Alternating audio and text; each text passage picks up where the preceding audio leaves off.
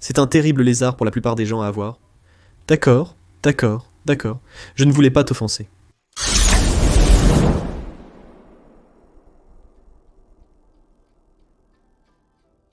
Nous ne débuterons pas avec les grands. Diamond, un dragon barbu, ne fera pas partie de la liste. Ils sont géniaux. Mais il y a 5 lézards, que je dirais sont vraiment mauvais pour la plupart des gens. Pour figurer sur cette liste, cela signifie qu'ils ne conviennent pas à la majorité des gens. Si vous êtes exceptionnel ou prêt à consacrer beaucoup d'efforts à un animal, ceci pourrait vous convenir. Sinon, choisissez autre chose. Je vais vous présenter les meilleures options. Notez que je parlerai principalement de soins dans cette vidéo. Numéro 5. Basilic. Il y a plusieurs espèces de basilic. Il y en a au moins 3, peut-être plus. Je ne suis pas un expert en basilic, mais je sais que certains d'entre eux peuvent atteindre 1 à 2 mètres. Ils sont énormes. Regardez celui que nous avons trouvé au Costa Rica. Et on m'a dit de ne pas mettre vos mains près de son visage. Parce que vous pourriez partir avec moins d'1 doigt, juste pour vous donner une idée.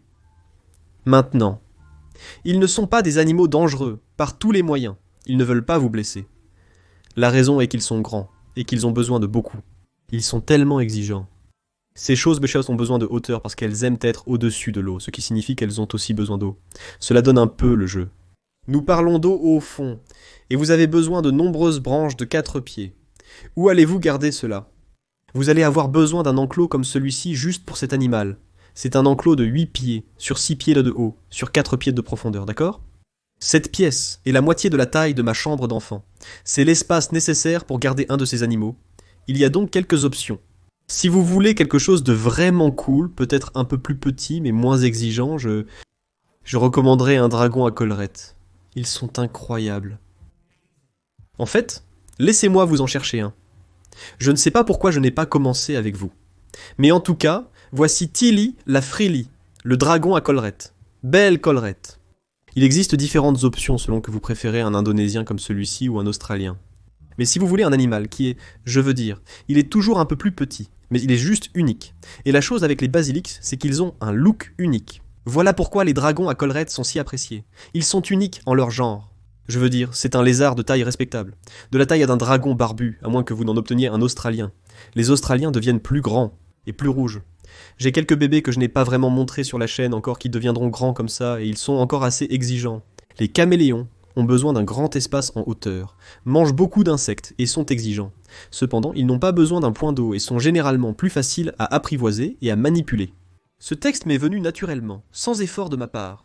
Si vous voulez un animal qui agit comme un basilic en ce qu'il est semi-arboricole et semi-aquatique, il n'y a vraiment pas de bonnes options pour cette taille. Certaines personnes diront « un dragon d'eau, australien ». Je ne suis pas d'accord avec ça. Je pense que vous êtes mieux avec un dragon à cornes de montagne. Maintenant, il y a aussi quelques tailles différentes. Si vous voulez des petits, comme j'ai les Lopetagaster, ou si vous voulez un comme un capra, comme à Daffy's Reptiles, ceux-ci sont, à mon avis, l'option parfaite, parce qu'ils sont tranquilles. Ils vont simplement rester avec vous sans trop bouger. Leur régime alimentaire est vraiment facile. Les soins sont très similaires. Ils viennent d'ailleurs dans le monde, mais vous pouvez choisir leur taille.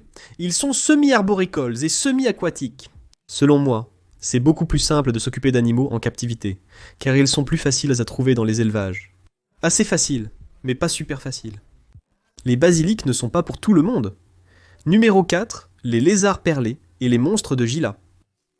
Les monstres de Gila, cela se prononce monstre de Gila, au fait, et les lézards perlés viennent tous deux de la partie sud-ouest des États-Unis, du Mexique. Comme, vous savez, il y a différentes gammes, mais vous avez compris l'idée. Ce sont les seuls lézards venimeux, ou quand j'étais enfant, c'était les seuls lézards venimeux qui étaient médicalement significatifs. Maintenant, nous en savons un peu plus sur le venin chez les lézards, mais je dirais toujours que parmi tous les lézards qui pourraient vous mordre, ceux qui vont vous envenimer sont ceux-ci. Ils se ressemblent beaucoup. Ils sont tous les deux très cool. Ils vont manger des régimes vraiment cool. Ils aiment quand il fait vraiment chaud. Et pour la plupart du temps, vraiment sec. Donc, ils sont en fait vraiment faciles à prendre en charge. Le problème est qu'ils sont illégaux dans beaucoup d'endroits. Eh bien, je veux dire, ils sont venimeux.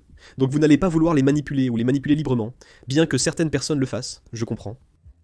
Mais en général, la majorité ne devrait pas. Les facteurs de risque sont trop nombreux. Le venin est suffisamment puissant pour causer de sérieux désagréments.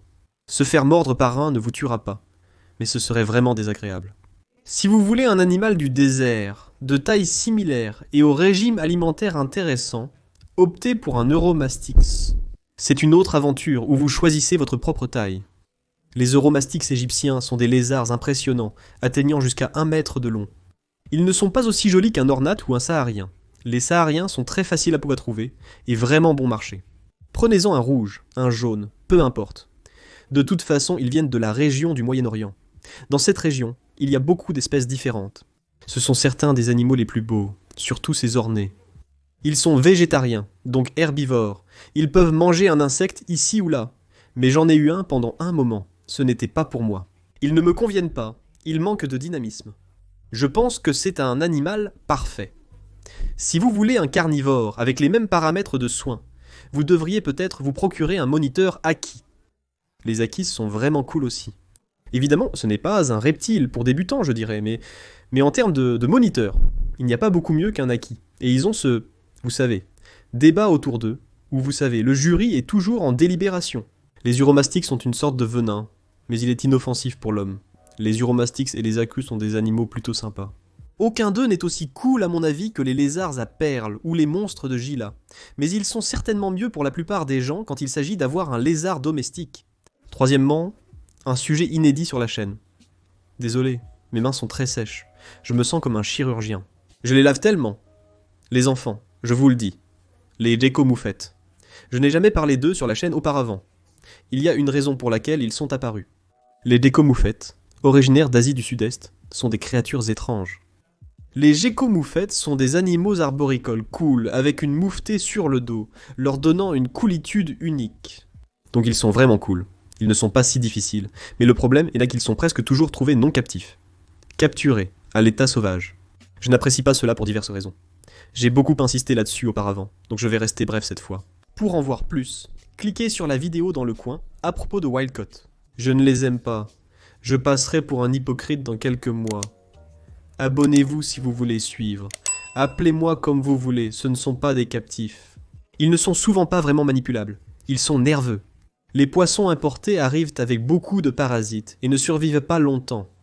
Les élever pour avoir un stock serait différent, mais il serait irresponsable de ma part d'importer un grand nombre de poissons d'Indonésie en été. Je ne ferai jamais ça. Pour ce type de motif déplaisant, prenez plutôt un Sara. Les geckos Sara sonorum sont incroyablement incroyables. Je les adore, ils sont tellement cool. Je ne les ai pas parce qu'ils ne correspondent tout simplement pas. Je veux dire, ceux-ci sont similaires à un gecko cresta ou un gecko chihuahua. Très similaires. Si vous pouvez prendre soin d'un gecko cresta, vous pouvez certainement prendre soin d'un Sara. Ils sont juste un peu plus difficiles à trouver, mais ils vont être captifs. Si vous les trouvez, ils sont presque toujours, je veux dire presque toujours, des animaux captifs, et ils vont très bien. Un régime facile à gérer, juste incroyable. Deuxième point, les caméléons. Je le répète tout le temps. Tous vos caméléons, que vous allez trouver pour la plupart, même s'ils sont captifs, vous savez, vos voiles, panthères, caméléons de Jackson, ils ont une courbe d'apprentissage, il y a des exigences spéciales, dont la plupart des gens ne parlent pas. Par exemple, les caméléons de Jackson, certains des animaux les plus cools de toute la planète. Il y a des bébés disponibles pour moi, en ce moment, à un excellent prix. C'est difficile de refuser, mais je ne pourrais pas maintenir une humidité de 100% et une 65 degrés Celsius chaque nuit. Ils ont besoin d'une forte humidité et d'une baisse massive de température la nuit, sinon ils mourront lentement. J'ai eu des conversations approfondies avec Bill Strand de l'Académie des Caméléons, qui à mon avis est le gaz en ce qui concerne les caméléons, et c'est à cause de sa conversation avec moi que j'ai décidé de ne pas en avoir un. Les voilés, les panthères, un peu plus faciles, mais ils sont toujours très impitoyables. Si vous faites une erreur, ils vont mourir. Je n'ai jamais rencontré de gardien de caméléon qui a eu un caméléon pendant plusieurs années sans aller chez le vétérinaire. Moi-même, je suis allé chez le vétérinaire avec mes reptiles quelques fois, et j'en ai littéralement des centaines. Pas maintenant. Mais dans mon temps, j'en ai eu des centaines et des centaines. Je suis probablement assez proche de 100 maintenant, bien que je suis homme. Attendez de voir les animaux qui arrivent en été. La réponse est évidente. Un faux caméléon ou un anoli barbu serait mieux. Ils ont les mains pincées. Ils ont les yeux qui bougent indépendamment. Ils sont juste tellement plus simples à prendre en charge. Le régime alimentaire est à peu près le même. Les soins sont à peu près les mêmes. Un peu différent en termes de structure corporelle, bien sûr. Il y a aussi d'autres choses que vous pouvez obtenir. Je pense que les urodactylodes ou les geckos caméléons sont une autre très bonne option, parce que, je veux dire, ils sont beaucoup plus petits, mais ils ont un aspect de caméléon. Et en général, les urodactylodes sont vraiment sous-estimés. Et le numéro 1 est le tagu noir et blanc. Maintenant, les tagus noirs et blancs, en ce qui concerne les tagus, sont probablement les meilleurs tagus que vous pouvez obtenir. Il existe des tagus rouges et des tagus bleus, qui sont une sorte de croisement. Il y a des tagus dorés et quelques autres. Ce sont définitivement les meilleurs. Je les mets sur la liste car ils sont grands, même si c'est une femelle, donc pas aussi imposante qu'un mâle pourrait l'être. Ils peuvent devenir bien plus grands. Parfois, ils ont des problèmes de tempérament. Le nôtre est plutôt cool. Le nôtre a traversé la goubertie, comme ils l'appellent. La puberté par laquelle ils passent parfois, surtout les mâles, où ils deviennent acariâtres, et on ne peut vraiment pas les gérer. Je recommanderais d'autres options qui sont plus petites. Maintenant, si vous voulez vraiment quelque chose de grand, je veux dire, parfois 4 pieds, il n'y a pas beaucoup mieux qu'un tagu. Ils sont tout simplement géniaux, et j'adore absolument cet animal. Ils sont géniaux. Mais pour la plupart des gens, je parle de 95% des gens, Miss Mouchou ici n'est pas pour vous. Pensez plutôt à quelque chose comme un lacerda. Les lacerdas bijoutés, je dirais, sont une sorte de mini-tiger. Ils se ressemblent, agissent et marchent de façon similaire. Leurs langues sont presque identiques, tout comme leur régime alimentaire, leur tolérance à la chaleur et à l'humidité. La différence est qu'ils sont plus petits. Et parce qu'ils sont plus petits, ils sont plus faciles à soigner.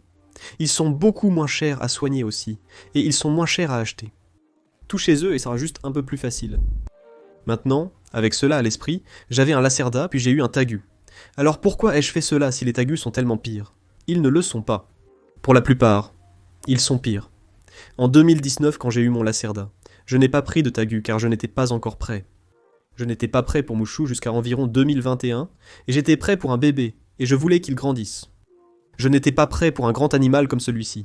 Et si vous pensez bien combien de temps cela prend, peut-être que je peux me préparer, et je pense que c'est la bonne option, parce que si vous obtenez un animal comme celui-ci qui avait l'air comme ça, vous avez le temps de les voir grandir, et certains d'entre eux grandissent extrêmement lentement. Ce tégu est né à la fin de 2020, ou peut-être au début de 2021. Vous voyez quelle était la date maintenant, et il lui a fallu tout ce temps pour atteindre cette taille. Même cette vidéo a été tournée il y a moins d'1 an, et regardez la différence de taille, donc elle est enfin de taille complète. Elle est épaisse. C'est un animal incroyable, mais parfois quand elle veut s'éloigner, elle le fait et vous ne pouvez rien y faire. Voici les 5 pires lézards de compagnie et d'autres que vous devriez privilégier. Partagez en commentaire quel lézard vous considérez comme un mauvais animal de compagnie, même si aucun n'est vraiment mauvais. C'est juste pour avoir votre avis. Merci d'avoir aimé et de vous être abonné. Les supporters Patreon bénéficient de vidéos en avance, réductions sur les produits dérivés, rencontres individuelles et plus, pour seulement $1 par mois. A bientôt dans la prochaine vidéo.